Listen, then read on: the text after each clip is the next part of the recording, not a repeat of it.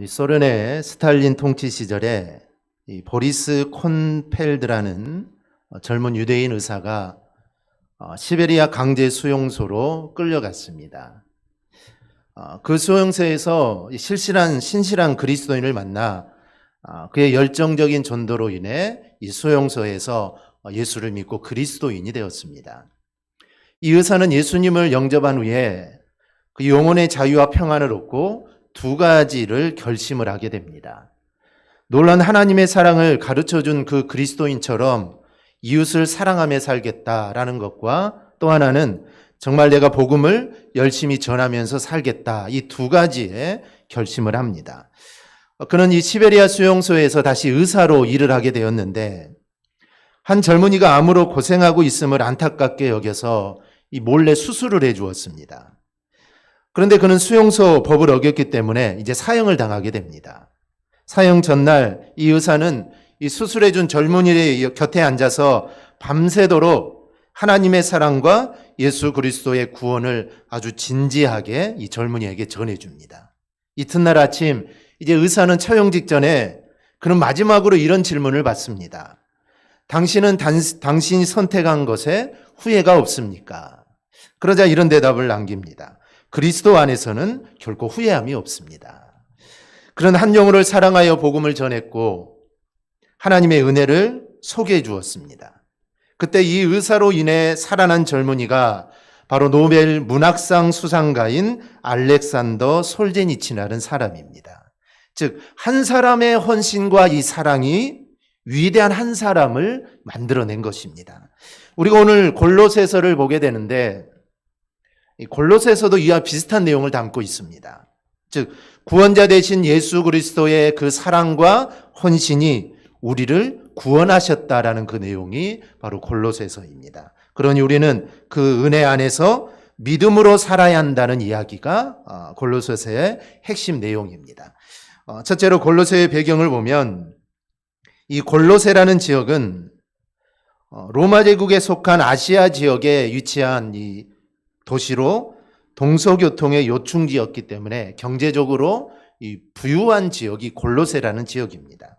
특히 토지가 비옥하고 양을 기르기에 적합하여서 양모 산업과 염색 산업이 발달했던 지역입니다. 그리고 이 골로새 지역에 세워진 이 골로새 교회, 이 교회는 사도 바울이 세운 교회가 아닙니다. 보통 사도 바울이 전도를 하고 그 지역에 이 교회를 세워줘. 빌립보 교회도 마찬가지고 고린도 교회도 마찬가지입니다. 사도 바울이 세운 교회인데 이 골로새 교회는 사도 바울이 세우지 않았고 에베소에서 바울의 복음을 듣고 구원받은 누군가가 골로새로 가서 거기에 교회를 세우게 됩니다. 바로 그 사람이 에바브라라는 사람입니다. 성경이 많은 사람들과 마찬가지로 이 에바브라라는 사람의 구체적인 것에 대해서 우리가 잘 알 수가 없습니다. 다만 골로새 교회를 세웠고 또 골로새 교회에 문제가 생기자 그 문제를 가지고 감옥에 있는 사도 바울을 찾아가 이 문제를 논의를 하게 된 것입니다. 그런데 이 사람의 이름의 뜻이 재밌습니다.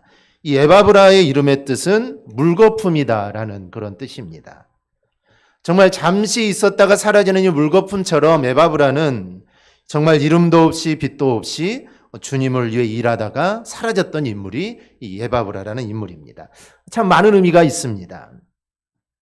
많은 사람들이 주님을 위해 일한다고 하지만 어떤 사람들은 자기의 이름을 내기를 원하는 사람들이 있습니다. 그래서 자기의 이름을 좀 알아주기를 바라고 내 이름이 좀 여기에 나오면 좋겠다라고 이렇게 생각하는 사람들이 많습니다. 그런데 에바브라는 그렇지 않고 정말 물거품처럼 있다가 사라져버린 그런 사람이었죠. 우리 찬송가 가사처럼 이름 없이 빛도 없이 감사하며 섬기는 우리 성도들이 꼭 될 수 있기를 바랍니다. 에바브라가 이 골로새 교회를 세우고 바울이 로마 감옥에 갇혀 있는 동안에 이 골로새 교회에 각종 이단들이 침투를 합니다. 그래서 이제 교회가 무너질 위기에 처하게 되죠. 이 에바브라는 바울이 갇혀 있는 로마 옥으로 찾아가 교회 사정을 아뢰입니다.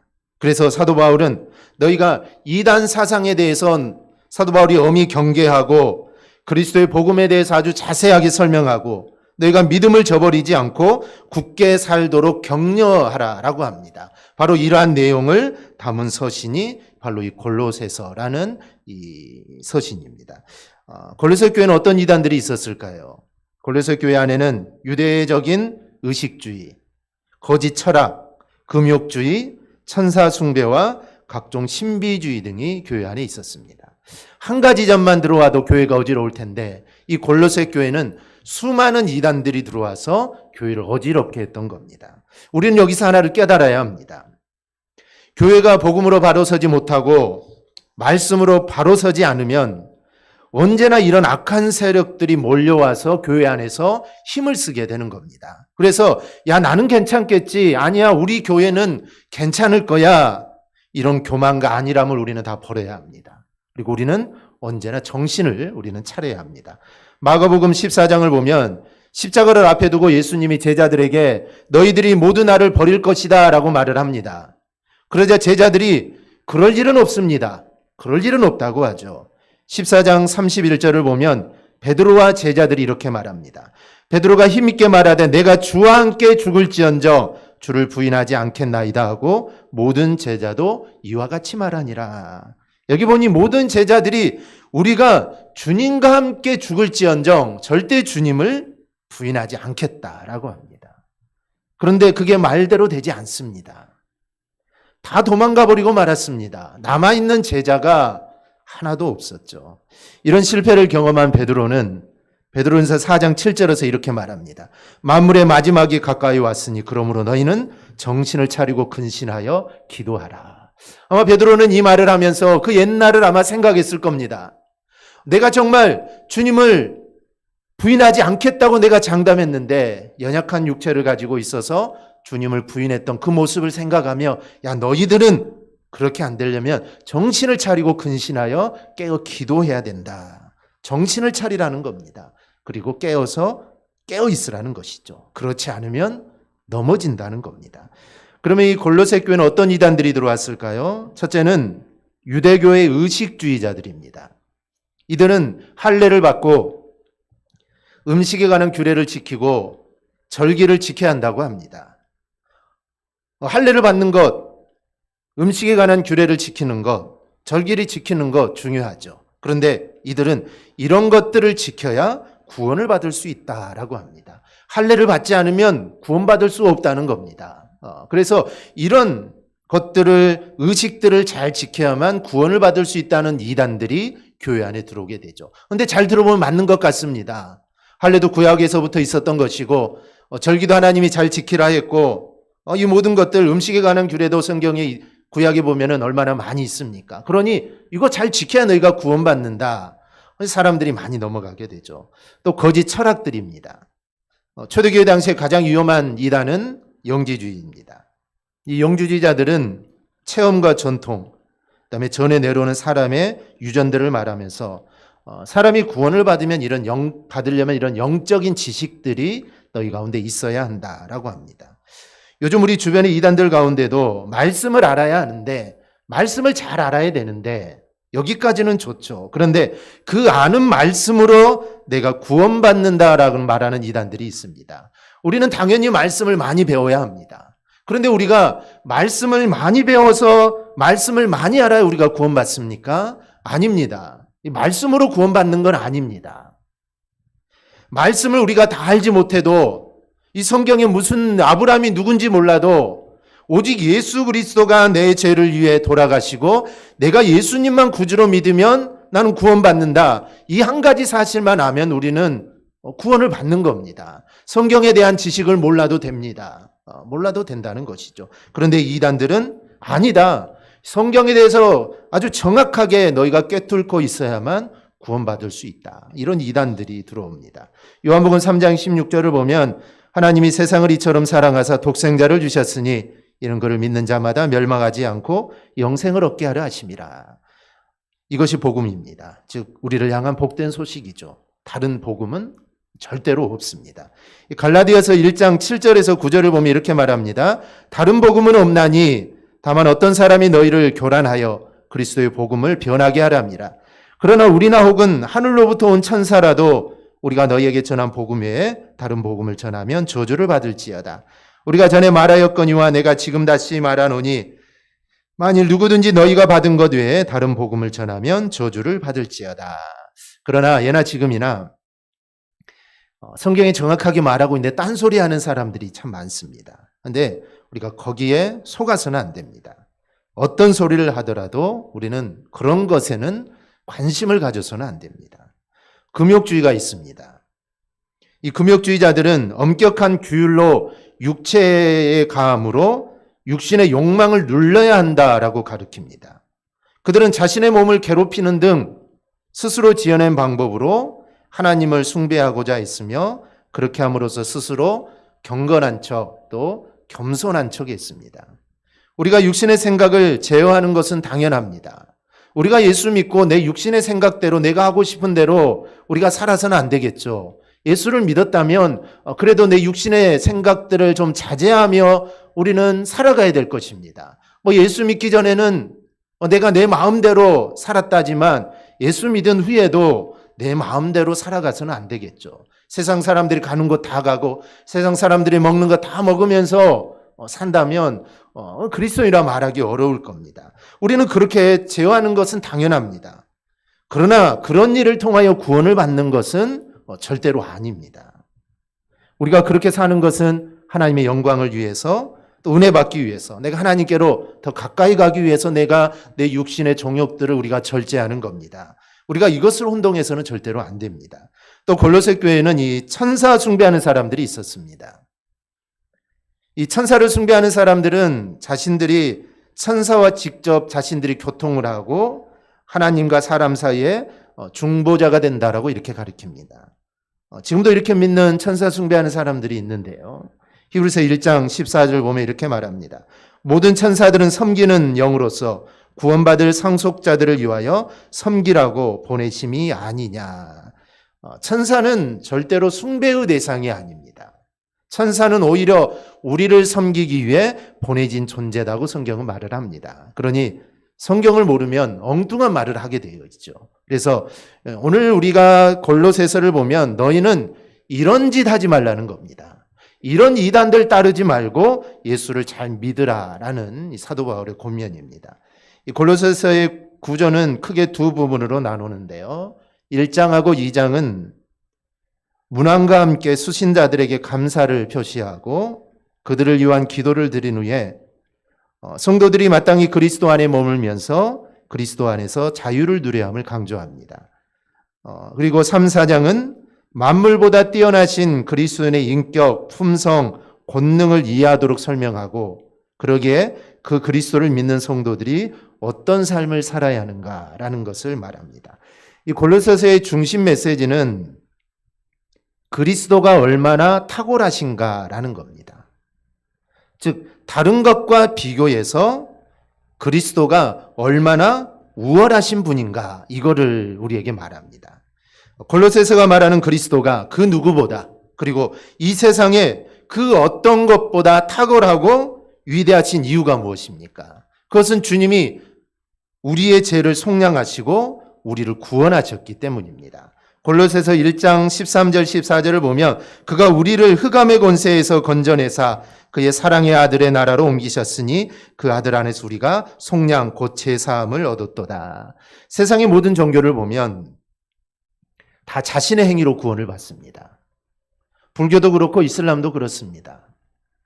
어떤 종교의 그 누구도 자신을 믿는 사람들을 위해 목숨을 내어준 신은 이 세상에 단 하나도 없습니다. 자신을 믿는 사람들을 위해 죽어준 사람 하나도 없습니다. 그리고 죄를 사해준 사람도 단 한 명도 없습니다. 자기 죄는 자기 스스로 사함받는 것입니다. 그래서 참선을 하고 노력을 해서 자기 스스로 모든 걸 사함받고 그들이 말하는 영원한 삶을 사는 겁니다. 그런데 오직 한 분 예수 그리스도는 우리의 죄를 위해 십자가에 죽으셨습니다. 마태복음 26장 28절에서 분명히 말씀합니다. 이것은 죄사함을 얻게 하려고 많은 사람을 위하여 흘리는 바 나의 피 곧 언약의 피니라. 우리가 이 한 가지만 보아도 우리 주님은 그 어떤 사람보다 그리고 이 세상의 그 어떤 종교 지도자들보다 우월하시고 탁월하시고 정말 사랑이 많으신 분임을 우리는 정확하게 알 수가 있습니다. 그런데 문제가 있습니다. 예수님이 이렇게 탁월하신 분인데 세상에는 말할 것도 없고 성도들 사이에 또 교회조차도 그분이 존경을 받으시고 높임을 받고 있는가 우리는 생각해 봐야 합니다. 말로는 정말 그분이 대단하시고 이 세상 그 어떤 보다 대단하다고 말을 하면서 그러면 우리가 과연 그 주님을 높이고 있느냐라는 것입니다. 모든 성도들이, 모든 교회들이 오직 예수님만을 높인다고 말을 합니다. 무슨 일을 하든지 어떤 일을 하든지 하나님의 영광을 위해 한다고 합니다. 그런데 행동이 그런지 우리는 좀 생각해 봐야 합니다. 어떤 교회에서 행사를 하게 됐습니다. 행사를 진행하려다 보니 이게 시간이 잘 맞지 않습니다. 시간을 좀 줄여야 합니다. 그래서 줄일 수 없어서, 다른 시간을 줄일 수 없어서 찬송 시간과 설교 시간을 줄이기로 했답니다. 그래서 흔히 말하는 대로 이 이제 행사 콘티가 공개되자 사람들은 두 가지로 나뉘게 됩니다. 한편은 그대로 하자, 좋다라는 말을 한 사람이 한편이고, 한편은 어떻게 예배 시간을 줄이고 설교 시간을 줄일 수 있냐, 이거 안 된다. 그래서 둘로 나뉘게 됩니다. 이 문제를 놓고 계속 다투었고 결국 교회는 나누어지고 말았습니다. 분명 우리 주님이 구원자요, 창조자라면 우리는 그분을 어떻게 높이는가를 늘 생각해야 합니다. 몇 년 전에 국민일보 겨자신안에 이 서초 성결교회 김성년 목사님이 이런 글을 쓰셨습니다. 종교계 500주년을 맞는 요즘 교계는 각종 행사와 세미나로 참 분주한 나날을 보내고 있습니다. 그러나 수많은 기념의식보다 더 중요한 것은 우리 각자가 먼저 하나님 앞에 진정으로 회개하는 것입니다. 왜냐하면 회개할 때 비로소 구원이 임하고 회복이 일어나고 놀라운 부흥의 역사가 시작되기 때문입니다. 다윗은 누구보다 이 회개의 은혜를 잘 알았던 사람입니다. 그는 편안할 때 여인을 범하고 신하를 죽이는 대죄를 지었습니다. 그러나 선지자 나단이 그것을 책망하자 그는 즉시 회개합니다. 왕이었지만 그는 핑계대지 않습니다. 힘이 있었지만 반항하지 않습니다. 바로 이런 회개가 있었기에 그는 버림받지 않고 도리어 역사상 가장 위대한 왕으로 쓰임받은 것입니다. 시편 32편을 보면 그가 누렸던 회개의 은혜가 나옵니다. 회개할 때 죄가 덮입니다. 더 이상 정죄당하지 않습니다. 환난에서 보호받습니다. 하나님과 더 가까워집니다. 마침내 정직한 자로 살게 됩니다. 바로 이러한 것들이 회개의 은혜가 회개할 때 주어지는, 사람에게 주어지는 하나님의 은혜입니다. 여러분도 날마다 회개하며 사십시오. 하나님께서 오늘도 다윗과 같이 바르게 회개하는 자와 함께 하십니다. 주기철 목사님은 이렇게 기도했습니다. 오 주여, 당신의 얼굴빛 아래 제 심령의 자태를 그대로 드러내시사 저로 하여금 애통하고 회개하게 하옵소서. 이거는 정말 진정 옳은 말입니다. 왜 우리가 교회에 나옵니까? 행사 이야기가 나왔으니 말이지 교회에서 왜 행사를 합니까? 분명한 것이 있습니다. 성도에게 그리고 교회는 오직 그리스도가 드러나야 합니다.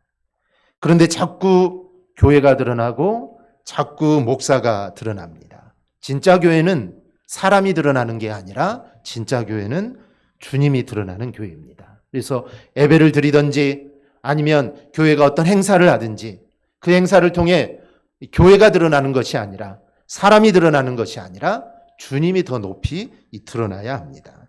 교회가 드러날 일 없습니다. 사람이 드러날 일도 없습니다. 진짜 종교개혁은 오직 그리스도만 드러나는 교회가 되는 것이 바로 진정한 이 종교개혁입니다. 바로 그런 교회가 진정한 교회고 주님이 정말 기뻐하시는 교회의 모습입니다. 빌립보서 1장 20절을 보면 사도 바울이 오직 자기에서 그리스도만이 드러나기를 원합니다. 나의 간절한 기대와 소망을 따라 아무 일에든지 부끄러워하지 아니하고 지금도 전과 같이 온전히 담대하여 살든지 죽든지 내 몸에서 그리스도가 존귀하게 되게 하려 하나니, 즉 살아도 죽어도 오직 그리스도입니다. 무엇을 먹든지 무엇을 마시든지 오직 그리스도입니다. 사도 바울은 평생 동안 바로 오직 예수 그리스도를 위해서만 살았던 사람이 바로 이 사도 바울입니다. 그런데 그렇지 않은 사람들은 자기가 먹든지 안 먹든지 하는 것을 자기 의의 무기로 삼아서 상대방을 공격합니다. 이 고린도 교회가 그랬습니다. 제단에 바칠 목적으로 잡은 고기가 시장에 나옵니다. 그때는 뭐 냉동 시설이 없기 때문에 고기를 잡으면 그 고기를 다 소비를 해야 합니다. 근데 이제 이방신에게 우상에게 제사를 드리는 것도 이게 한계가 있겠죠. 나머지 부분들이 자동적으로 시장에 나오게 됩니다. 또 어떤 거는 제사를 드리고 그것을 또 시장에 내려다가 팔기도 합니다. 우상에게 바친 고기죠. 그러자 그것을 먹지 말아야 한다는 사람들이 생기죠. 당연한 것이죠. 근데 어떤 사람들은 먹어도 된다 이런 사람들도 있습니다. 먹어도 되죠. 이 두 사람들이 나누게 됩니다. 그런데 여기서 문제가 생기죠. 자기가 더 의롭다고 상대방을 공격하기 시작합니다. 이게 문제입니다. 이게 문제가 되는 것이죠. 그래서 사도 바울은 고린도전서 10장 31절에서 이렇게 말합니다. 그런즉 너희가 먹든지 마시든지 무엇을 하든지 다 하나님의 영광을 위하여 하라. 바로 이런 모습을 바라보면서 사도 바울이 무엇을 안 먹는다고 자랑할 것도 없고 무엇을 먹는다고 너희는 자랑할 것도 없다라는 겁니다. 먹어도 주를 위해 먹고 안 먹어도 주를 위해 먹지 말라는 것입니다. 오직 주님만 생각하라는 것이죠. 그러면 남에게 뭐라고 할 이유가 없습니다. 오직 우리를 통해 그리스도만 나타나야 한다라는 것이 사도 바울의 외침입니다. 여러분, 하나님께 성도를 구원하신 이유가 무엇입니까? 오전 예배도 말씀드렸는데 바로 하나님을 영화롭게 하도록 하기 위함입니다. 그래서 웨스트민스터 소유리 문답 제1문 제1답에는 사람의 제일 되는 목적이 무엇이냐라고 묻습니다. 그래서 이 모든 것을 모아서 이제 질문을 하고 대답을 함으로 신앙을 이제 돈독히 하는 것인데 그의 첫 번째 질문이 사람의 제일 되는 목적이 무엇이냐? 여기에 대한 답이 하나님을 영화롭게 하고 그를 영원토록 즐거워하는 것이다라고 말을 합니다. 즉 우리의 삶은 하나님을 영화롭게 하고 그 하나님 한 분만으로 우리가 늘 즐겁게 살아가는 것, 이것이 바로 우리가 살아가는 목적입니다. 그러므로 우리는 무엇을 하든지 다 하나님의 영광을 위해 해야 합니다. 이것이 바로 우리 성도들의 삶의 기치요 행동 강령이라고 할 수 있습니다. 우리가 무엇을 하든지 먼저 하나님의 영광을 구한다면 이 세상에 문제될 것은 단 하나도 없습니다. 사도 바울은 이 골로새서를 통해 그리스도가 이렇게 탁월하고 우월하신 분이니 그분을 믿는 우리의 삶도 달라야 한다는 것입니다. 즉 예수님이 탁월하신 분이니 그 하나님의 자녀인 우리도 당연히 달라야 되겠죠. 대통령의 아들 자녀들이라면 거기에 맞는 행동들을 해야 합니다. 또 목사의 자녀들이라면 거기에 맞는 행동들을 해야 되겠죠. 우리 주님의 하나님의 그 정말 탁월하시고 우월하시고 존귀하신 분의 자녀인 우리들인데 그러면 우리도 당연히 다른 삶을 살아야 합니다. 그 삶이 거룩이다라고 말을 합니다. 그럼 어떻게 거룩하게 살 수 있을까요? 오늘 우리가 읽은 말씀입니다. 위의 것을 생각하고 땅의 것을 생각하지 말라. 이는 너희가 죽었고 너희 생명이 그리스도와 함께 하나님 안에 감추어졌습니다. 여기서 위의 것은 그리스도입니다. 그리스도를 생각하며 살라는 겁니다. 우리의 생명이 그리스도 안에 있기 때문에 너희가 그리스도만 바라보고 우리의 생명이 나에게 있는 것이 아니라 그리스도 안에 있다는 사실을 인식하며 사는 사람은 거룩하게 살 수 있습니다. 그리고 그렇게 사는 사람을 통해 그리스도가 나타나게 되고 또 그렇게 그리스도의 우월함과 탁월함을 나타내는 사람을 통해 하나님은 은혜와 복을 우리에게 부어주시게 됩니다. 이 골로새서는 우월한 그리스도에 대해 그리고 성도의 거룩한 삶에 대해 말을 합니다. 그리스도의 탁월함이 우리를 구원하였지만 우리의 구원으로 끝나서는 안 됩니다. 세상 사람들에게 복음을 전해지려면 우리의 삶에서 예수 그리스도의 탁월함을 우리는 증명할 수 있어야 합니다. 그것이 바로 성도의 거룩한 삶입니다. 따라서 그리스도의 탁월함과 성도의 거룩한 삶은 나무의 열매와 같습니다. 이 나무가 탁월한 나무인지, 이 나무가 정말 좋은 나무이고 튼실한 나무인지를 알려면 열매를 보면 알 수 있습니다. 이 열매가 튼실하고 정말 좋은 나무면 당연히 좋은 열매, 튼실한 열매가 열리게 되어 있습니다. 그런데 이 나무가 보기에는 정말 웅장하고 정말 좋은데 열매가 열리지 않는다면 이 나무는 좋은 나무가 아니겠죠. 우리 화단에도 나무들이 많습니다. 감나무도 있고 대추나무도 있고 살구나무도 있는데 대추가 하나가 열렸습니다. 감나무도 단감이 하나가 열렸더라고요. 오늘 가보니까 없어졌어요. 누가 따먹은 것 같아요, 지나가다가. 그러면 이 나무는 튼실하지 않은 겁니다. 보기에는 튼실하게 보이지만 튼실하지 않는 거죠. 거름을 주고 철 잘 가꾸면 아마 많은 또 열매를 맺게 될 것입니다. 세상 사람들은 그리스도가 얼마나 탁월한지 잘 모릅니다. 예수님이 어떤 분인지 잘 모르죠. 우리가 입으로 말로 아무리 설명해도 받아들이지 않습니다. 입으로 알무리 예수를 전해봐도 그들은 듣지 않습니다. 오직 성도의 삶으로만 증명이 됩니다. 내 삶으로 증명이 되는 거예요.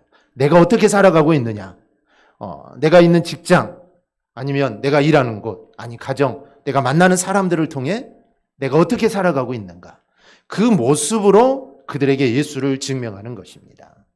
우리가 거룩한 삶을 살면 그들은 예수님은 저런 분인가 보다 라고 생각을 하겠죠. 그런데 우리가 막 살면 저 사람이 믿는 예수도 아마 저런 사람인가 보다. 그러니 저 사람을 따르는 저 사람도 똑같이 그렇게 사나 보다. 사람들은 그렇게 이해할 수밖에 없습니다. 그러니 우리의 삶은 경건하게 거룩하게 우리는 살아야 합니다. 근데 그것은 무엇입니까? 그건 사랑입니다. 거룩하게 살아야 된다니까 얼마나 어렵습니까? 얌전하게 말하고 싶어도 막 참으면서 이게 아니라 사랑을 보여주는 것입니다. 내가 예수님에 받은 그 사랑을 세상 사람들에게 보여주는 거, 그게 바로 거룩한 삶입니다. 세상 사람들이 해주지 못한 사랑들, 그 사랑들을 우리가 주는 것, 이게 거룩한 삶을 살아가는 것입니다. 그래서 이웃을 사랑하는 믿음에 우리 모든 성도들이 되기를 바랍니다. 그러면 그 사랑이 그리스도의 탁월함을 증명하는 열매가 될 것입니다. 그리고 그로 인해 하나님께 영광이 되는 삶을 우리가 살아가게 될 것입니다. 바로 이러한 거룩함이 우리 모두에게 있기를 주님의 이름으로 축원합니다. 아멘. 기도하겠습니다.